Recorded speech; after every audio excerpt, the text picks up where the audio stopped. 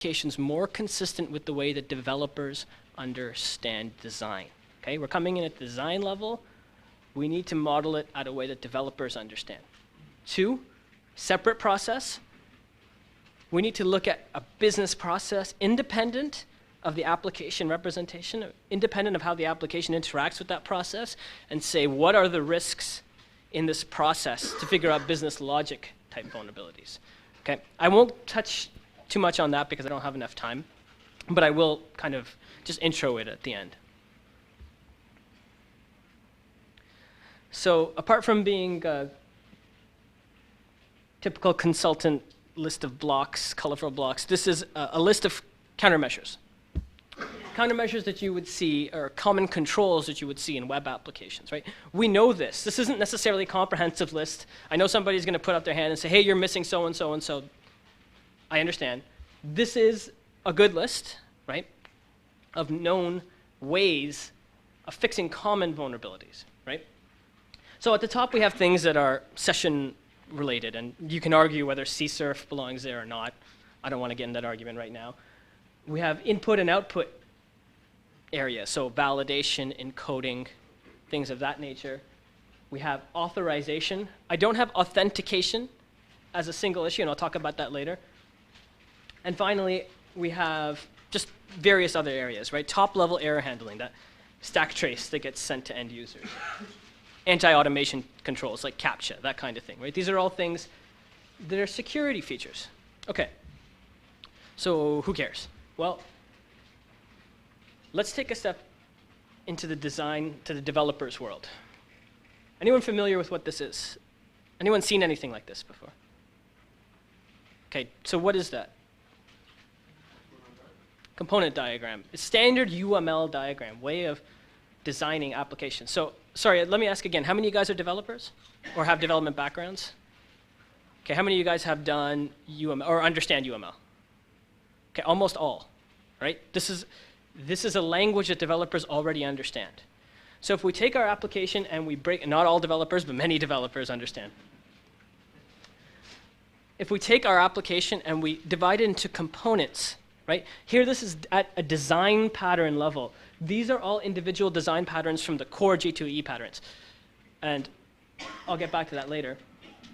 We map it out. So either from a component level or from an object level, right? Objects are usually too granular to understand for somebody who's doing a source code review. It's going to take too long.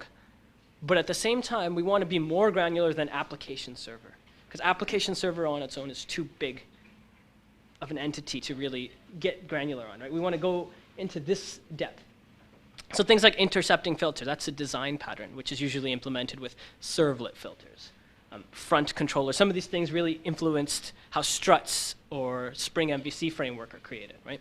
So let's take this, and let's take the list of common controls, and let's say, okay, now when I look at my application, where are those controls actually implemented inside the design of the application, right?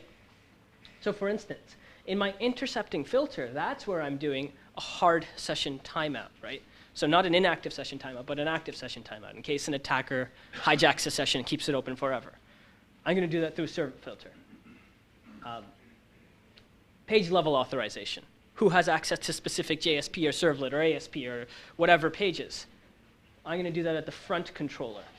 Business delegate. That's where I'm going to do functional level authorization, method level authorization. Storage cryptography, okay? Storing passwords, storing confidential information, credit card data. I'm going to do that at the data access object level, right? So we're taking an application and we're documenting where all of these things go. Now, this is way too clunky and cumbersome of a notation as is. So what we've decided to do is do it this way. We go to each of the components and list out at those components what are the security features that they implement, right? And then what's important is understanding the nature of the application. We go back to the list of controls and say, you're missing these controls from the design inherently, right? So this design, for instance, doesn't have setting to secure cookie flag or HTTP only cookie flag. It doesn't prevent against session fixation. There's no specific control for it. It doesn't perform canonicalization before it does input validation. There's no event logging of security events in a specific security log. No hard session timeout.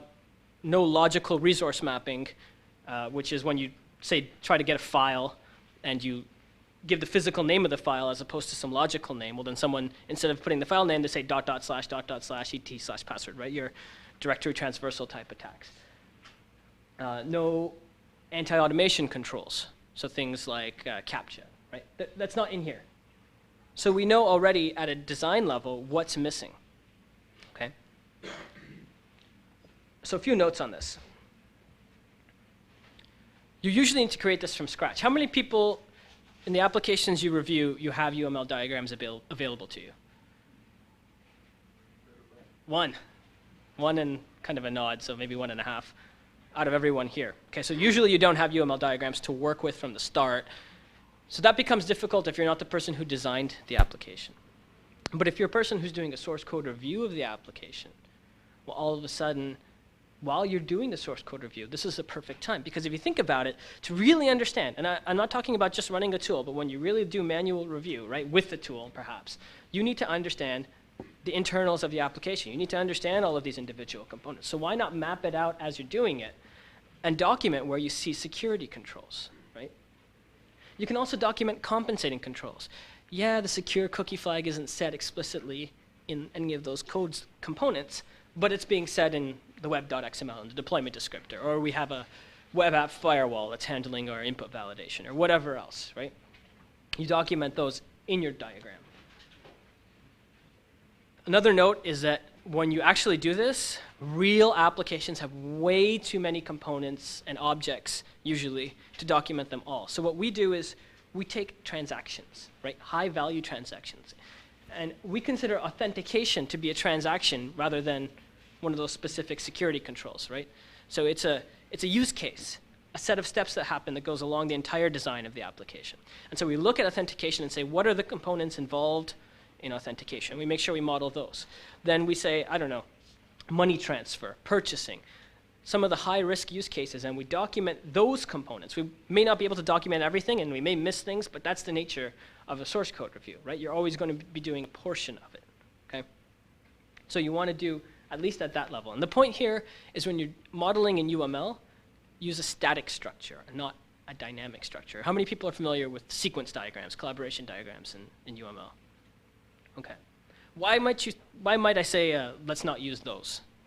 Those are pretty useful, right? If you think about it, it shows the data flow. How many people have seen those used in a real application? A couple of you? How many were there? How many different diagrams? Oh, we would do features. Okay, so you might see it for individual features, but for a typical large web application that doesn't have any documentation, to do all of those transactional flows is really, really time consuming, and it's not worth the effort. So realistically, we're looking here at static structures, right? We're looking to see where security controls are implemented, and less about when they're implemented. That's done when you actually do the review, okay?